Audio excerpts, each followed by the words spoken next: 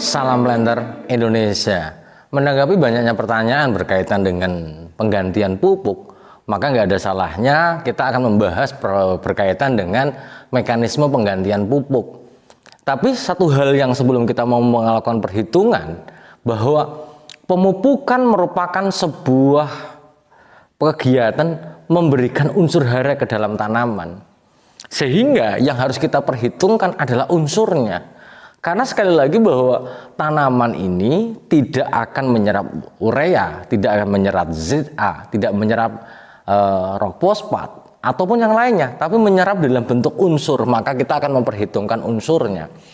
Unsurnya dalam artian misalnya urea harus dirubah menjadi amonium dulu ataupun menjadi nitrat dulu sehingga bisa diserap oleh tanaman dalam bentuk ion. Sehingga bahwa perhitungan itu perlu dilakukan supaya jangan sampai kita salah menilainya.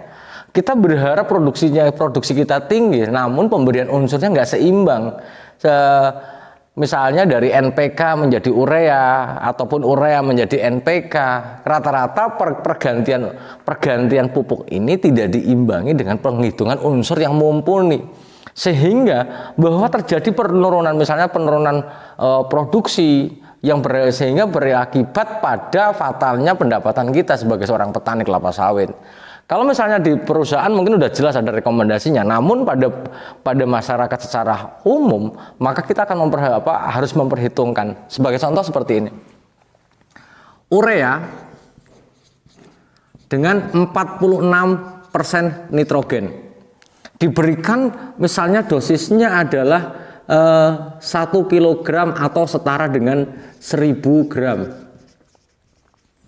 Maka dengan 46% nitrogen, maka nitrogennya adalah 46% dikali dengan 1000 gram. Maka ada 460 gram nitrogen. Ini yang harus kita berikan. Jadi dengan memberikan 1 kg urea, kita memberikan tanaman 1 kg urea per pokoknya, maka kita memberikan penambahan nitrogen sebanyak 460 gram kepada tanaman kita. Nah, begitu kita ganti, misalnya kita ganti menggunakan NPK, misalnya NPK 12 12 12 17 2 misalnya. Maka nitrogennya hanya 12% saja. Ingat, 12% saja. Maka kita harus memperhitungkan supaya bahwa nitrogen yang diberikan itu adalah mendekati 460 gram. Maka ketika kita berhitung seperti ini, rumusnya adalah berapa NPK yang harus diberikan dalam bentuk nitrogennya di sini adalah bahwa 46 nitrogen yang setara 46% per 12% kali 460 gram. Ini adalah nitrogen yang harus diberikan. Maka di dalam hal ini yang penting bagi para petani kelapa sawit kita dan para planter semuanya, baik pribadi maupun perusahaan, bahwa mengganti pupuk adalah harus melakukan kesetaraannya. Jangan pernah kita bahwa kita mengatakan bahwa cukup dengan 12-12. Ingat bahwa pupuk NPK akan melakukan sebuah reaksi yang cukup panjang, yang akan berefek pada beberapa bulan atau beberapa tahun yang akan datang. Sehingga dengan adanya pergantian unsur hara ini, maka diharapkan produksi tidak menurun pada waktu yang dekat ataupun waktu yang panjang. Mungkin diganti dengan NPK baik-baik saja, nggak ada masalah. Mungkin bahwa baru 3 bulan nggak ada masalah, tapi setelah setahun ada masalah nggak? Saya jamin ada masalah. Apalagi setaranya hanya dengan misalnya diberikan misalnya kita diberikan NPK hanya 1 kg saja. Kita hitung NPK 1 kg dengan nitrogen hanya 12% nitrogen dikalikan 1000 gram NPK, maka sama dengan hanya 120 gram saja. Bagaimana ini bisa mumpuni berbanding 460 gram? Ini ada hal yang harus kita pahami bareng-bareng, jangan sampai bahwa kesetaraan unsur kita kacau balau. Kalau kini ini sudah kacau balau, yang terjadi adalah bahwa akan terjadi ketidakseimbangan produksi kita. Kita ganti lagi, kalau ini misalnya nitrogen. Kalau bagaimana dengan kaliumnya? Kalium misalnya kita menggunakan kalium klorida, KCl ataupun MOP dengan kandungan adalah 60% K2O.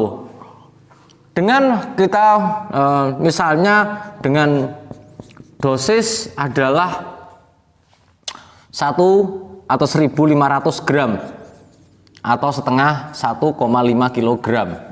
Kita hitung bahwa K2O-nya adalah 1.500 dikalikan 60%. Maka angkanya segini. Kita hitung dulu.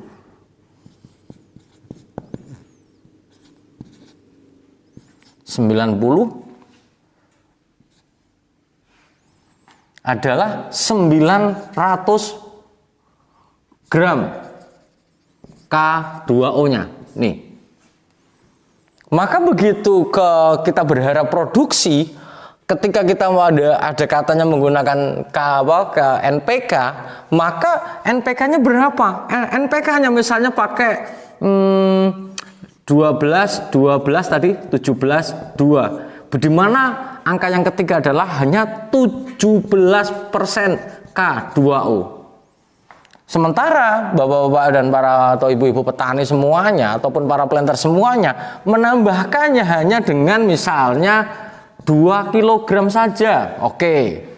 2 kg NPK 12 17 2, maka K2O-nya hanya 17% dikalikan 2 kg atau setara dengan 2000 gram. Maka angkanya adalah hanya 340 gram saja. Bagaimana K2O ini akan berbanding dengan KCl ini?